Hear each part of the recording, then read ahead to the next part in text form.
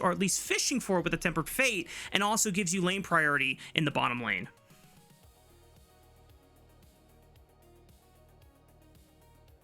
Oh no! This is usually on me!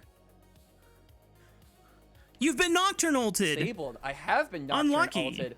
This is what I get.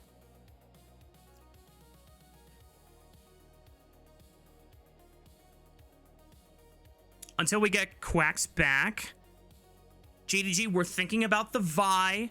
It was something that worked really well for JunJia, not only in their previous years against top esports for their one and only win, but also something that does give JunJia a lot of reliable lockdown. However, Ezreal locked in for Gala. That opens up the pool for Vampire, whether he wants to go for Enchanters to match against Bard for lane prio, or if he wants to go for roaming engaged supports.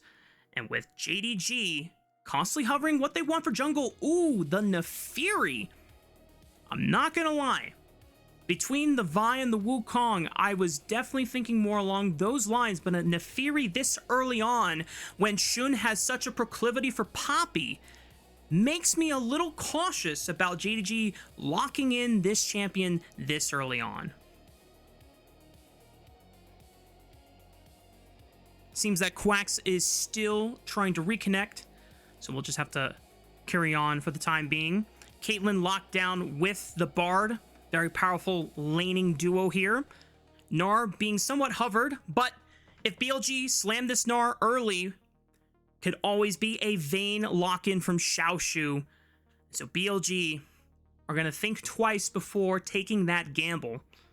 Jace hover, at the very least, could be flexed to jungle Jace if you wanted to. Not really something that we've seen at least until the later stages of a best of 5. So Sion makes a lot more sense, a lot safer, a lot less strong counters. You will still be a reliable front line for the squad. And so now JDG, do they want to look for their guaranteed support pairing with Ezreal? Do they want to look for their strongest counter into Sion while it's showing? And I think the bet for JDG is to guarantee that they can find something that pairs along with the Ezreal well and use the fact that Ezreal can lane by itself relatively safely, and now Vampire can roam around with JunJia on this Nefiri, link up and look for those kill threats.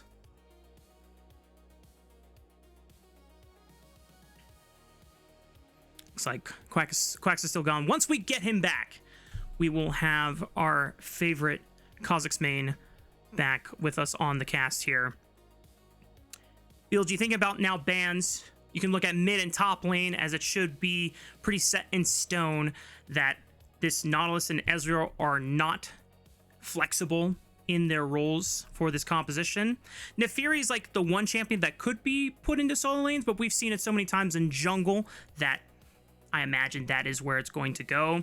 Good snipe on the Poppy. As we mentioned before, Poppy is a Xun favorite, and Poppy is definitely a favorite of junglers who know how to pilot her to be able to shut down this Nefiri, because anytime she wants to open with the Hound's Pursuit, very easy to just pop the Steadfast Presence and block that from her. Rise, BLG trying to deny some mid lane combos that could help easily guarantee a gank setup or CC combo for Nefiri to be able to pick off an easy reset with her damage.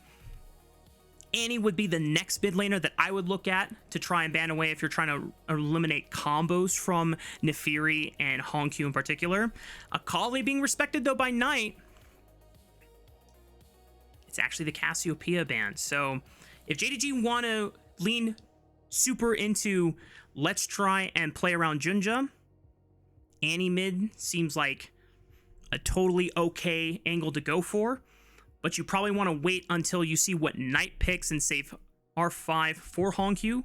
So might as well try and look for that top lane counter pick first, since you already know what it's going to be. But they say, you know what, let's give Xiaoxu a little bit more information. Let's slam the Annie for HongQ, because we know that is exactly what we want to go with.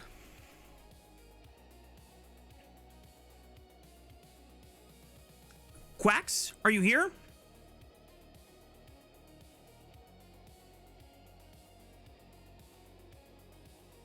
Okay.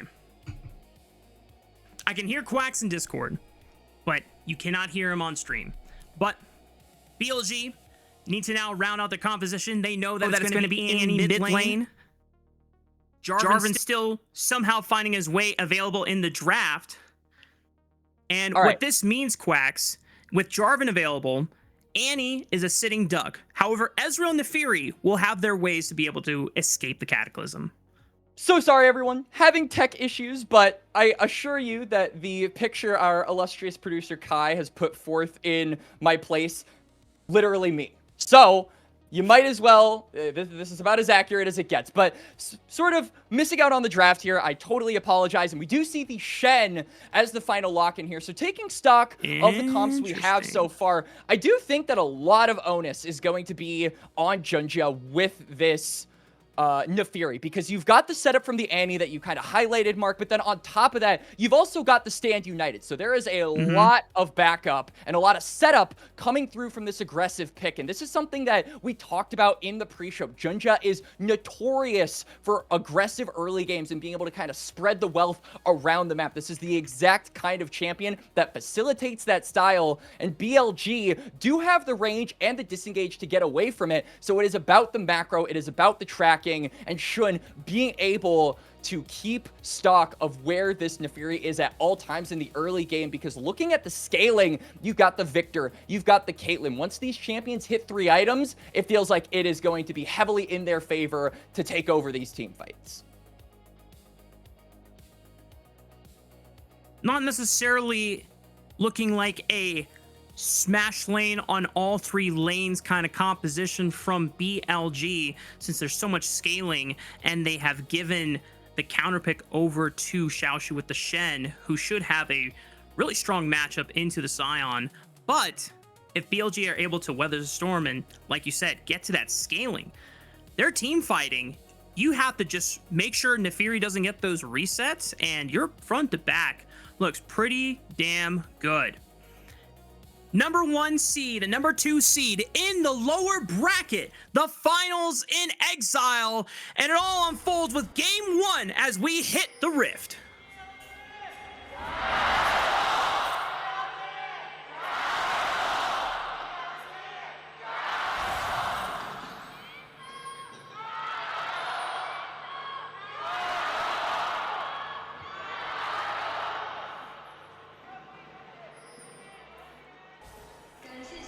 Dang, those are loud.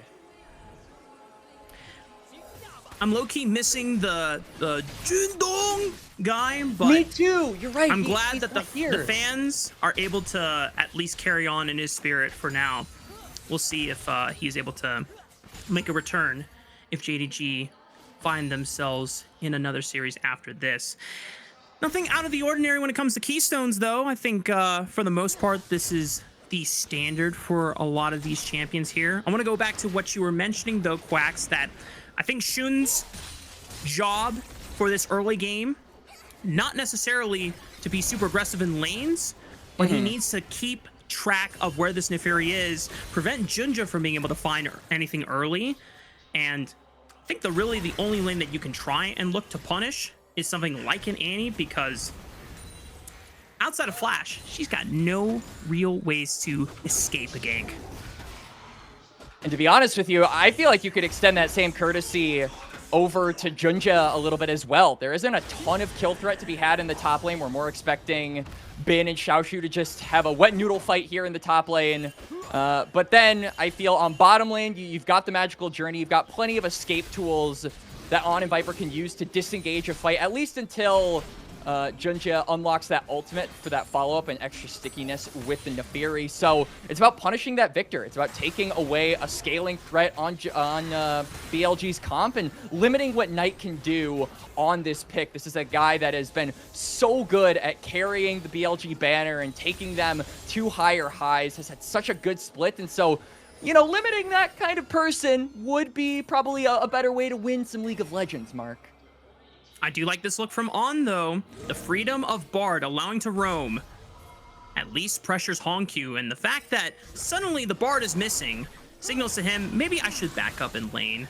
And the rest of JDG, even with Gala, back up JunJia to make sure that he can guarantee one of the 2 crabs, and we'll get a chance to look for an earlier reset on the map.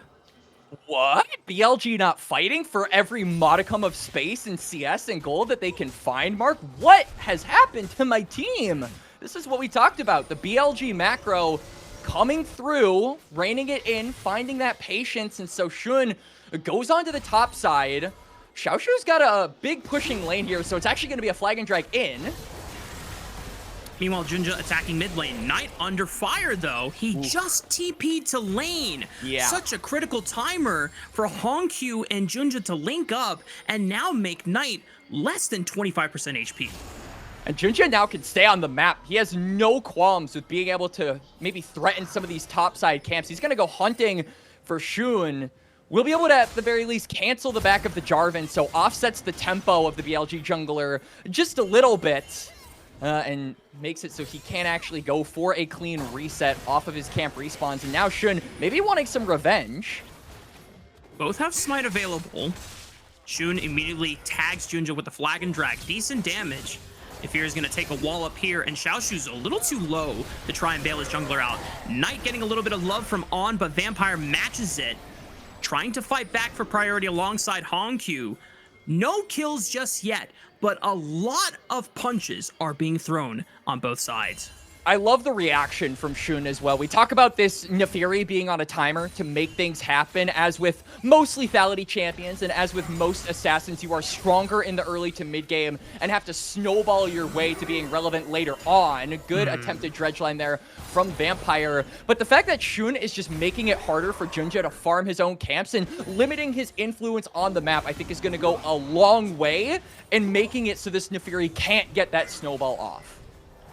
Now, I went into this top lane matchup with the assumption that Shen was to have a better time into Sion, but right now, Bin is winning the matchup, so I'm not sure if I just had the incorrect read or if Bin is just playing it much better than Xiaoxu is. Well, I would agree with you, but Sion works in mysterious ways. I feel like trades you expect this champion to lose, he's capable of just magically winning it, so It definitely is a champion with an interesting set of good matchups and bad matchups. And I agree with you. I was more on the page of Shen being a difficult matchup for the Sion, but Bin is really putting the damage onto Xiaoxu in the lane. But it's outside of the lane where I'm really looking for these picks to transition their leads and make influence happen on the map. You've got global/semi-global ultimates from both top laners, so their ability to get involved in these fights really increases. But for Bin, it's conditional on getting that priority. So the fact that he is able to bully Xiaoxu under the turret and have access to that river to ult down, I think unlocks BLG to play a little bit more aggressively if they want to. Yeah. It's been a very proactive game from both On and Vampire, both trying to get better advantageous moves on not only assisting their jungler, but also trying to bail out their mid lane or continue assisting the mid lane in their pressure war against each other. On tanking that Annie ulti from HongQ at least ensures that Knight doesn't have to deal with the burden of it. But with Shun potentially spotted moving towards the top side of the map, JDG have the pressure from this bot lane to look for the first dragon of the game, while Shun is just going to guarantee that he can hit level 6 off of his top side camps. No flashes have been burned so far. Everything continues to be rising in tension in this first game here, Quax. Should not having level 6, just unlocking it after taking that red buff, so no Cataclysm would have been available for that fight, and then you also saw Knight wanting to go for a reset timer there as this Victor does pick up the Mercury Tread, so we'll have a easier time in the laning phase against HongQ, who I think has really been willing to put up the damage, just having Vampire in the back pocket constantly. These roams from the Nautilus has really allowed the mid laner of JDG to play with an extra bout of confidence, and we're seeing that come through in the laning phase. So good adaptation from the build coming out here for Knight. Once those boots get upgraded, it is going to be more difficult for HongQ to lay down that burst as this Annie. But we're still a little bit of a ways from that. You can see role quests are about halfway complete. And until that happens, we do have Grubs coming up in about 10 seconds. JunJia is on this top side, and Shun is just now going for a reset. So JDG should be able to have control of this top side river ahead of the objective if they want to go for it on spawn. And that True Shot Barrage achieved not only delaying the base of Viper on the bot side, but it also gave vision on where Shun was, having been spotted walking from the fountain. So JDG get to operate with a little bit more information. Vampire clearing out this control ward right below the blue buff. Might step up and at least make Shun a little bit more annoyed. On however, wants to look for the collapse. And Shun immediately uses the flag and drag back to safety. Smites his blue buff, but the rest of JDG, they have the pressure. They're the ones that have control of this bottom side river here instead. They do, but really it's just a matter of what are you going to be able to do with it. BLG don't have to respond to you. There's no dragon up. There's really nothing of any consequence that BLG are missing out on by just turtling and retreating back into their jungle. JunJia really wants to start getting these kills on the Nefiri, and this has been a much slower paced game than I think JDG actually want. They do have scaling from the Ezreal, but as we talked about in the draft, we favor the scaling of BLG, and so far with no kills and a much slower game, they are exactly where they want to be for this, and it is up to JDG to look for these aggressive plays, but they're just really not panning out at the current moment, Mark. At the very least, JDG can try and go for 100% objective control, but Shun and the rest of BLG are going to do the smart thing and just trade on the cross map instead. Not trying to contest them where they feel like they would not be advantageous when it comes to skirmishing. BLG taking this first game very patiently and with a lot of discipline and respect to JDG. Now, potentially looking for a dive with Shun on the strong side of the map. Viper having pushed in this lane on separating away. Vampire. He's not level 6, so no death charge is available. Cosmic Binding connects onto Gala, but the trap doesn't connect in time, and that will signal for BLG to call off the dive. No chain CC available to lock down Gala. Manages to slip away from that trap like you said, Mark. Will dissuade any dive attempts, and meanwhile JunJia's on the top side, so really Shun doesn't have much to accomplish on the map. Hang on, Vampire going in! Death charge flash! And he uses the flash to buffer the animation, shortening the reaction time effectively for On. First blood found by JDG support. He hit him with the Nautilus Banana Man combo. First blood over to Gala, and resources given over to the Ezreal. The early game from Gala is a point that we decided to talk about in the pre-show, Mark. And good to see that it is panning out here. The 2v2 for JDG prevails, and Gala is off to an early start, exactly where he wants to be at this point in the game. Just shy of a 500 effective gold advantage for JDG now at the 11-minute mark, but a lot of that gold advantage is shored up by the deficit from Xiaoxu on the top side. JunJia's going to face check right into Shun. Knight and On can be the first ones to rotate on over, so JunJia is waiting for his time. Xiaoxu can't move just yet with the Stand United, as Bin could try and cancel it. He's moving down in the river. Do they want to look for a fight here? Knight is cut off. Unstoppable Onslaught looking for Vampire. Nice dredge line buffer, but it's right into the wall. Tempered Fate stalls out the combo there, but the Hound's Pursuit reset is coming in for JunJia. He wants to look for more, this time on to On, and he is going to find the Darkened Dagger, impaling on the bleed. The bleed finishes him off, and JDG lead the game with 3 kills. And it's the extra survivability with the Stand United that gives JunJia the green light to go all in. This is what the jungler of JDG excels at. The engage timers are there, the safety with the shield is there, and JDG win out on the skirmish, Mark. Now we can see Viper moving toward the mid lane, BLG off the redeploy, trying to get some space made for this dragon, but it feels like JDG are that little bit quicker. Xiaoxu has to be in trouble, will be taken down low, but Bin doesn't want to look for any more. Skirmishing aside, BLG are still doing their best to keep this gold lead from completely popping off for JDG. Vampire has found Knight, though. He's got the death charge. JunJia's right there at his side, ready to pounce. He has called the pack to be able to dip out a turret aggro, but not enough damage to continue the play. Knight is just going to TP to the top side so he can help collect in on this dive to Xiaoxu and pay himself back. Doesn't die on the side lane and gets his second kill of the game. Good tanking there from On as well.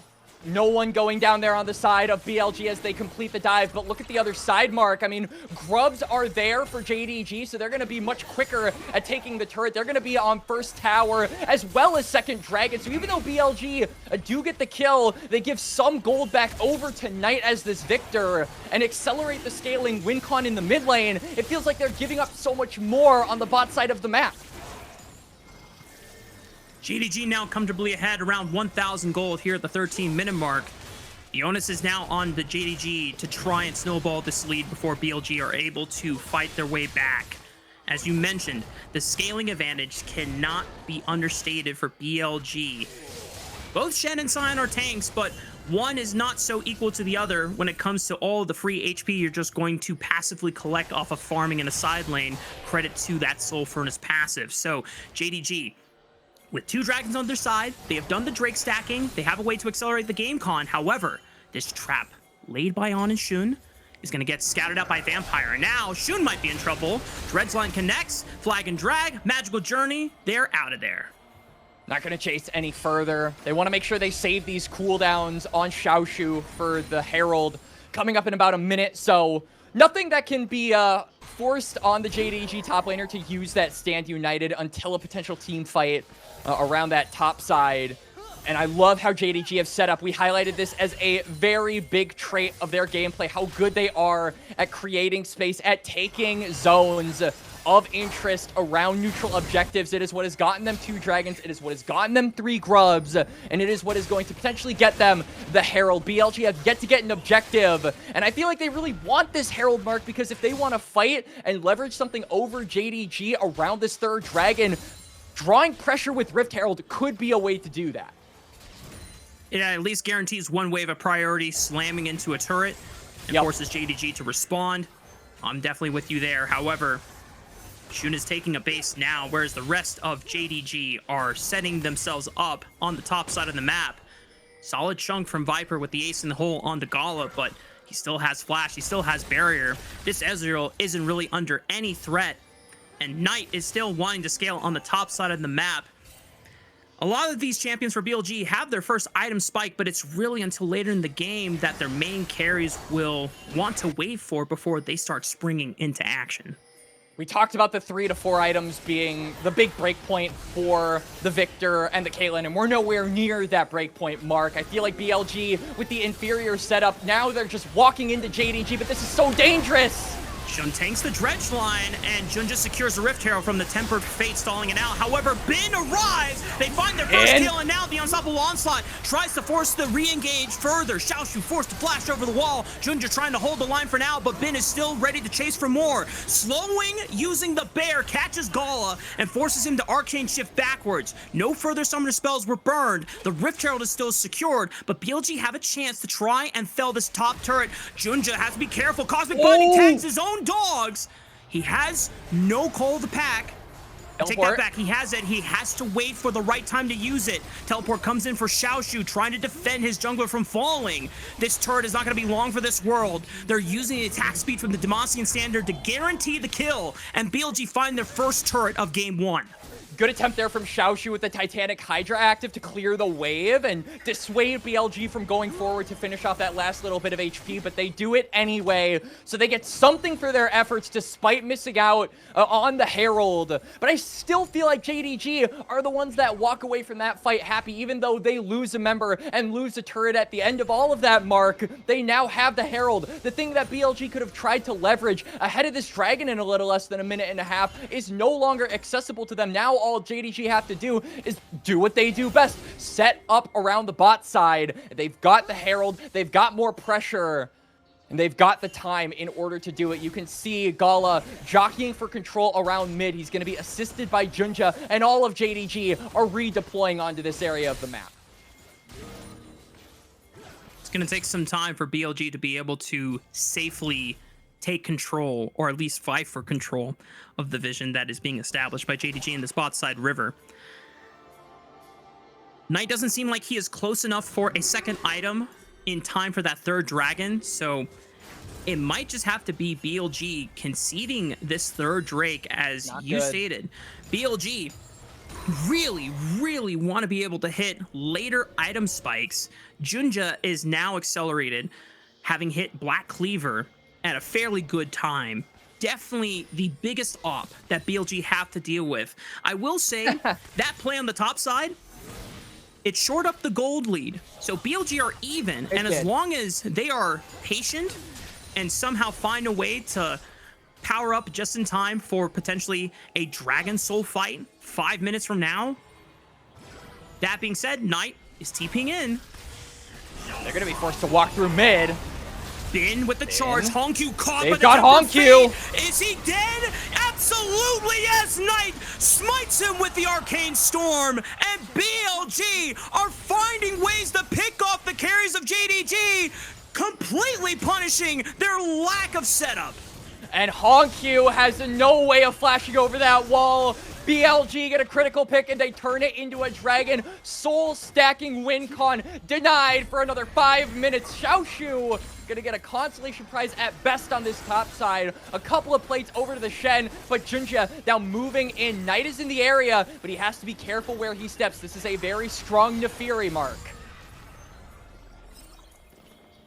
Knight has on right behind him. Dredgeline connects onto Knight. Flash is available, but no rocket belt. Good Mikhail's, however, cleanses Knight out of the CC. And Shun is ready to re-engage. Cataclysm available. Finds the knockup onto 2. JunJia goes for the turn. Cataclysm locks the dogs down. Xiaoxu with the Stand United gives the shield over to JunJia so he can survive. Bin has TP'd into the fray, and he has a massive shield himself. Gala trying to tango with the rest of BLG. Knight under fire, but Bin's got his back with the decimating smash and keeps Xiaoxu right at the door. JunJia ready to sink his fangs into Knight, but cannot look for the killing blow. Has to deal with Bin first. The Dredgeline soaks him up, but Bin just cannot be taken down. This guy is a massive wall. HongQ looks for the killing blow, but Viper is too tanky with his Mercury treads. And now the rest of BLG just have to walk on out. If they don't drop a single kill here, it's pretty damn good for BLG.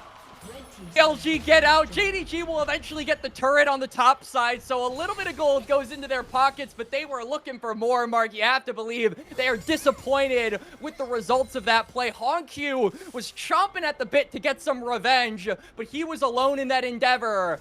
Nobody ends up falling as we go back to a replay on what gave BLG their first dragon, their first real neutral objective of the game.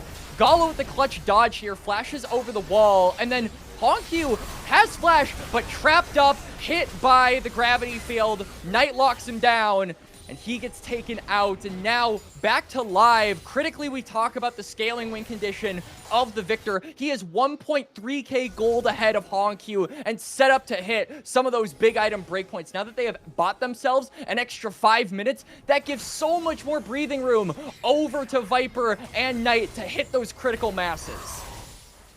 And while Knight does have the largest gold advantage on his team respectively, I have to give so much credit over to Bin. He has been winning the side lane matchup into Shen. He's had a lot of pressure on the Shen, preventing him from being able to move first, and so Bin always has the chance to look for something proactively. But the past couple of fights, it has been the pressure of Bin sending the engage forward that has forced JDG to react. And we know what happens when JDG are not the ones being proactive with the engages. When they're the ones trying to react and reassess how the hell do they adapt in these scenarios, that's when the fumble happens. Bin played with a vengeance against EDG. All of BLG did, but it felt like Bin in the laning phase had something to prove. And he absolutely decimated ZDZ in the 1v1s. This game, it hasn't been so much about the lane phase. It hasn't been about the 1v1s. It has been about the impact you can make in the team fights. And Bin has been leading the charge in this game, both literally and metaphorically. Dragon up in a little less than a minute and a half, and we can see that Sion is on the bot side, looking to get his team priority ahead of the Dragon to continue denying the soul stacking from JDG. JunJia spotted trying to take out this control ward in that red quadrant. Decent Baron vision for JDG. And nothing really available for BLG to be able to spot what is going on under the covers of darkness there. As you mentioned, we're a minute away from the 4th dragon spawning on Summoner's Rift.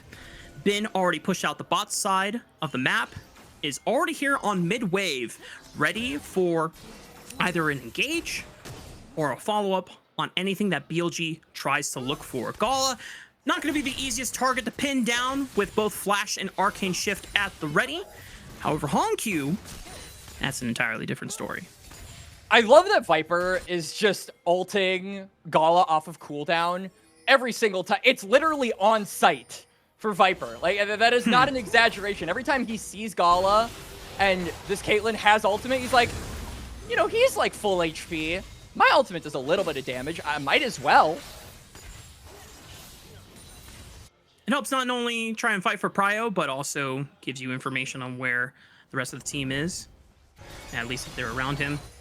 JDG managed to push in this wave, though, into the turret, so JDG now have a chance to sweep out any remaining vision in this bot side river. Now, pay attention to where HongQ and JunJia are linked up here, because it has to be these two that are collaborating for the pickoff onto a primary target. Vampire, nice dredgeline buffer, escapes the decimating smash. They're controlling this banana brush from the jungle entrance.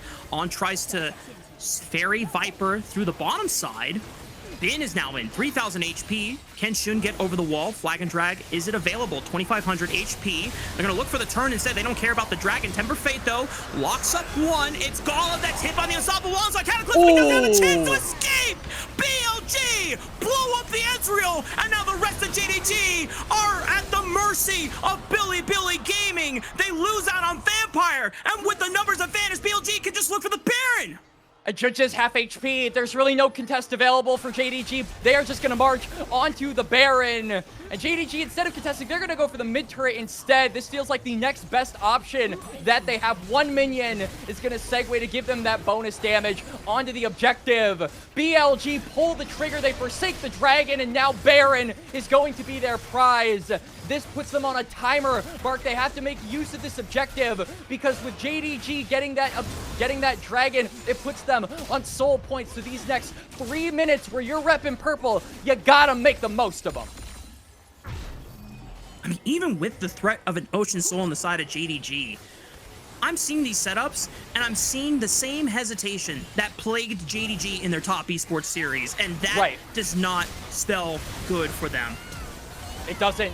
We can see Vampire is fishing for a pick, but he doesn't really have the Neferi in the area. Gala is the sacrificial lamb because of that hesitancy. He gets immediately blown up, has no chance to even react, and then a beautiful portal to segue BLG into the fight. And we're back, right back to live. Back to live. JunJia under fire, blown up by Bin on the Scion. He is a Titan that roams Summoner's Rift, and no one has the strength to take him down. Vampire could be next as Shun finds a multi-man knock-up through Xiaoxu and HongQ. Decimating Smash just finds the slow, but it's enough for Knight to follow up. They're diving past 3 towers. They don't give a damn about JDG's defenses. They're wiping them out all the same.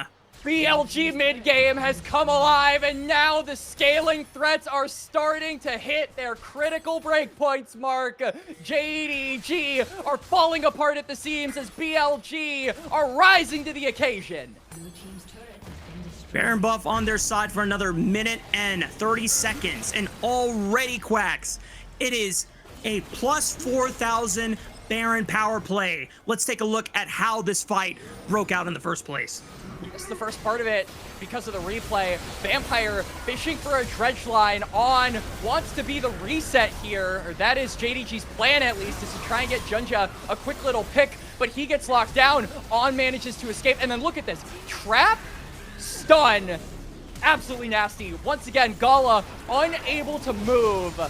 And the sequencing from BLG here, the denial of the ult reset for JunJia, and the fact that Ezreal was not able to really even be a part of that team fight to begin with. You remove the 2 biggest threats of the JDG comp. You move forward in between the turrets too, like you said, Mark. BLG are fearless in this game. Bin is so tanky on this Scion, and they are using that to their advantage. You'll love to see it. The most terrifying part about this BLG snowball, an advantage that is being demonstrated, it is not from a BLG that stomped laning phase and just crushed JDG under their will. It is a BLG that waited, that were patient, that were disciplined, gave JDG objectives, and waited for their turn to play the game before they striked on the map. And now it looks like JDG have no chance in being able to come back. Dragon Soul is still a viable win con. All they need is one more in order to get that on. But it feels like, I mean, look at the amount of pressure that BLG have on this bot side. There's no way for JDG to even walk up close to that river the way that Bilibili Gaming are playing. So I think they're going to have no choice but to completely forsake this dragon. And it really just goes to show how punishing playing against BLG can be. They get one dragon mark, and suddenly your game is completely flipped on its head. That is the one neutral objective they have gotten this entire match, and they are making the most of it. It is plaguing JDG, the fact that they don't have soul, and now they're starting to get outscaled. JunJia has snuck his way into the pit, though. Xun by himself. JDG. Oh, I thought they were going to try to look for a quick pick before the rest of BLG collapsed, but not enough members at the ready. HongQ waiting in that tri-bush. Ow. Control ward snuffs out vision. All right. Eyes on JunJia. Bin is going to spot him out.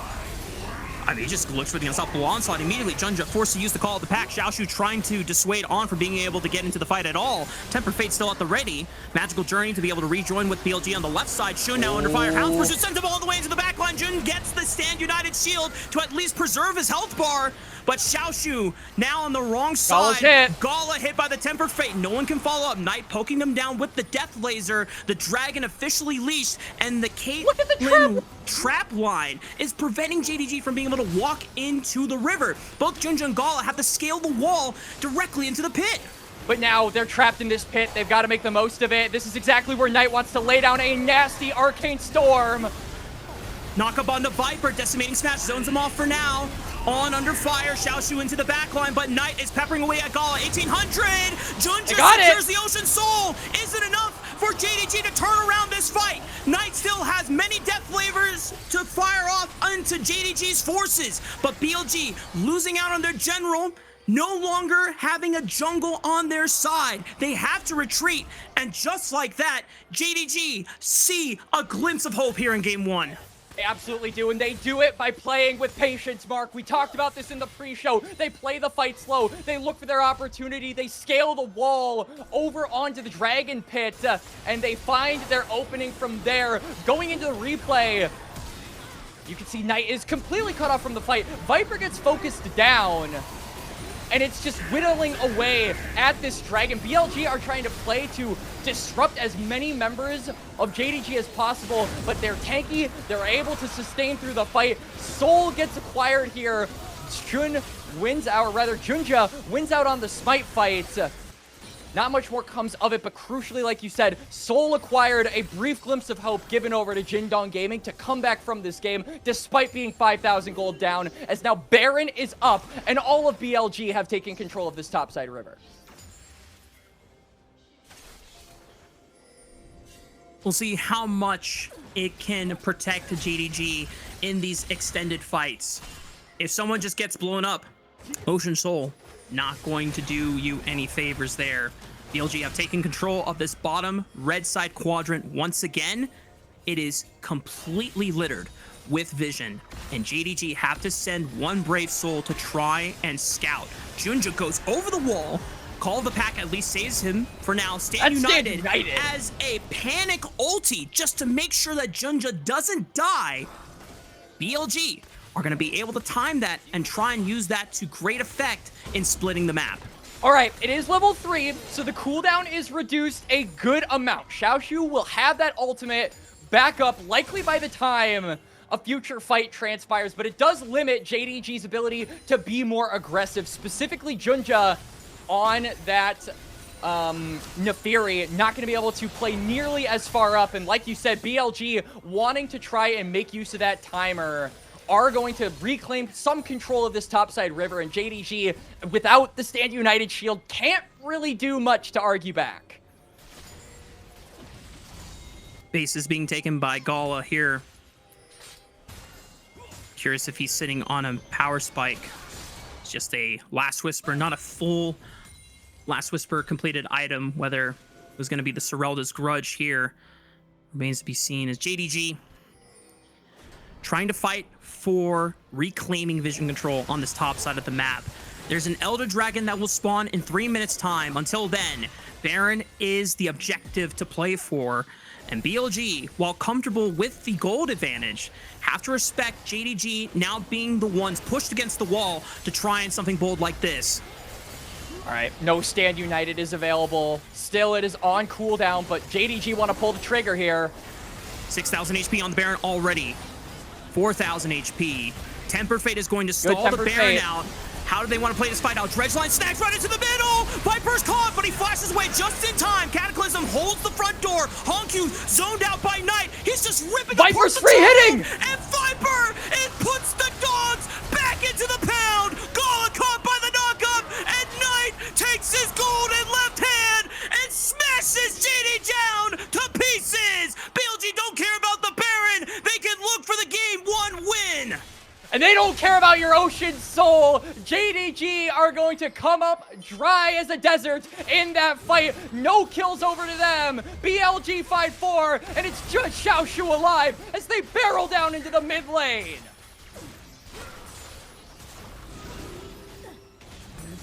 BLG in a final split one rematch open up the series with a look that is unlike anything that BLG has done in these playoff scenarios. It's not a win lane, win game. It is a patient, rewarded by discipline, as JunJia wants to make a last stand here onto the backline. Viper is felled by JunJia, but BLG still have Knight in the backline to be able to make this victory a guarantee. On is going to style on them, hit him with the Cosmic Binding. Xiaoxu trying to do what he can. Shun is critically low. Wait a minute, Knight is too low on mana. And JDG have prevented the end of game one. JDG, hold the line for now. It is still double inhibitor here for BLG, so a lot of minions flooding into the base of JDG Gaming, but the Titanic, boy, that is satisfying to clear all of the minions as we go back to the replay on the fight that tipped the scales in favor of BLG. HongQ looking for a good angle on with the ultimate, and then a crutch Dredgeline. The Baron canceled the ult! That is absolutely tragic. JunJia gets denied, gets taken down, and all this while we talk about the 4-item Caitlyn, but it's no joke. The damage being laid out here by Viper and the safety that the BLG frontline is providing him is immaculate, as now we're back to live. Elder is up in 15. It is a last stand here for JDG. It is do or die for them in game number one. Elder Dragon would be the ultimate Hail Mary play for JDG to reverse all the wrongs that have been done to them. It is the one saving grace. But BLG recognize there are 2 inhibitors gone. There are no Nexus turrets. Just end the freaking game. Xiaoxu stunned up by the Temper Fate. Cannot escape this one. And JDG are now trying to get the recalls off because they have to protect the open Nexus. And here we go, 4v5. Flag and drag round into HongQ, and they're just gonna fall one after another like ants. The rest of BLG wipe away any chances for JDG to make a miracle comeback, and BLG will lead the series 1-0. Well, this hype around Elder, but BLG, they play the macro game. They say, let's just go for the end. And you can't see my cam right now. I'm still a dog, but I'm holding up my hands. Mark absolute cinema, my friend, to open up this best of 5. I think BLG took a lot of lessons from WE and recognizing why go for the Elder when it's just an open Nexus and just storm the open gates there. I think one thing we have to take away from this Quax is that it's only game one.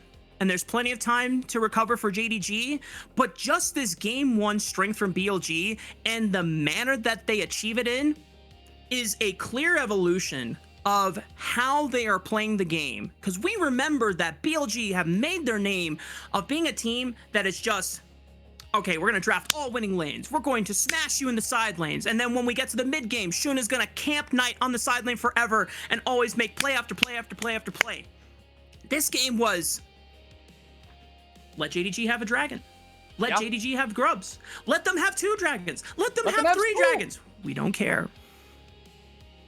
Absolutely. I think that this was a much more clean, macro-oriented game from BLG, and you love to see that evolution, like you said, Mark. But for the side of JDG, I felt like they played to their strengths too. We talk about this team being a powerhouse early on, and they got all the objectives they could have possibly wanted, but one dragon, they dropped the ball on one single Drake, and BLG punished them for that. They denied the soul to the point where once JDG inevitably get Ocean, it's not as big of an advantage as they were hoping. It's not as transformative on the game state. BLG are still in control regardless, and they take that control and they get a game 1 victory.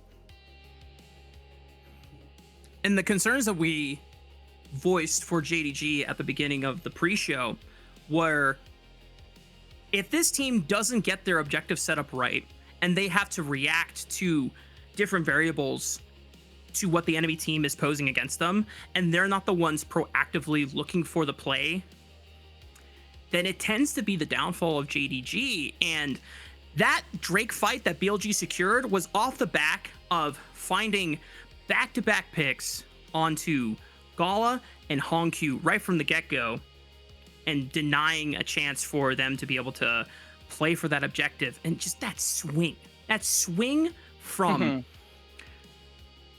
being somewhat even in the game, kind of a little concerning that JDG is just stacking all these dragons somewhat for free, and then instantly BLG have full control of the game, and there's no question about it, apart from not being able to end the game when we thought they were going to end the game, but then they did it about a minute and a half later.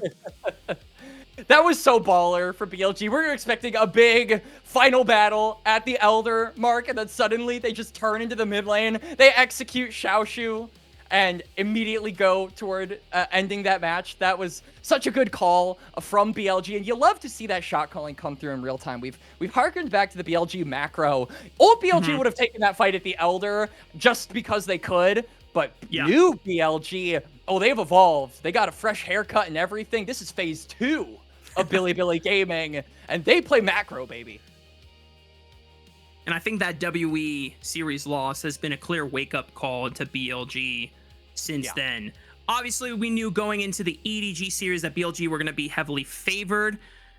We had the caveat that, well, if WE can upset BLG, then anything can happen in these playoffs, right? But if we look back at strength, schedule, and just what the team's peaks should be able to show, BLG sweeping that series was the expectation. The manner they did it in was a good sign, but I was very curious going into this first game what the BLG and JDG looks were going to be like. And as you said, both of these teams played a very, very respectful back and forth game. JDG had the clear early game advantage, but then when it came for the moment for BLG to strike on the map, it's very, very hard committed engages, and there's only a couple times where BLG are somewhat back and forth and being able to reposition there off of the top side fight, as well as the fight that got JDG Ocean Soul, because I think that was like the last ditch effort that JDG had in the bag, where it's like, okay, we're at least pulling them apart, we're creating a lot of chaos, but we understand the chaos and BLG don't. And in the midst of that chaos, Jun just sneaks the dragon while Shun is distracted by everything else in that fight. But looking ahead now, Quax, what does this say for the rest of the series? Do we continue seeing BLG practice this more disciplined approach to the game and waiting to see if JDG are now going to try to match them scaling for scaling? Or do we see a return to the stomp lane, win game approach? Honestly, I like this measured and controlled, very calculated style that BLG have adopted since the beginning of the EDG series, because I just feel like it is the biggest talk about the Achilles heel of BLG has been their macro. If they don't jump out to an early game lead mark, they tend to struggle around the mid to late game fights. They usually get the gold lead and then use that as kind of a trump card onto the enemy team, saying, we can make this play because we're 5,000 gold up. And when they're not, they have traditionally struggled. So to see that evolution, to see that growth come through from them, I'm not going to complain if they keep playing like that, because it is a really cool sign for a team who has struggled so much in this one department that is macro, now getting over that hurdle when they need to the most. You know, better late than never is all I got to say. Yeah. Knight will receive his 15th player of the game for the split, his 3rd player of the game in playoffs, if I'm not mistaken, if that's what it reads, or maybe it's 15th. Hang on, I'll have to double check. I think the 3 in parentheses was for playoffs. Okay, 3 in playoffs, 15 for the split. The whole split, yeah. Now, wow, really no love for Bin on Scion? All right, there's some... That is a little disrespectful. I agree. Bin had a fantastic Scion game. I'm a little upset that there was not even like a couple of votes for that. I'm glad that On got some love for the Tempered Fate setups that guaranteed some of those Scion engages to connect, but I think Bin was like, Xiaoxu was given counter pick, and it didn't even look like a counter pick. It looks like, well, I'm just here to just be a shield bot for my jungler. But you know what? It's fine. It looks like Knight was going to get the player of the game anyway. But Game 1 wrapped up in the books, y'all. But before we toss over the break, if you would like to support LPL English, consider becoming a Coffee member, because Coffee is the best way to support the LPL English project, since the vast majority of your contributions will go directly to the show. A lot of the initial payments go into upgrading the broadcast, but a huge bulk of it pays on-air talent and content creators. Subscribe to our Coffee, linked in the chat, to unlock perks like early access to content and the ability to ask interview questions for our unique on-site interviews. More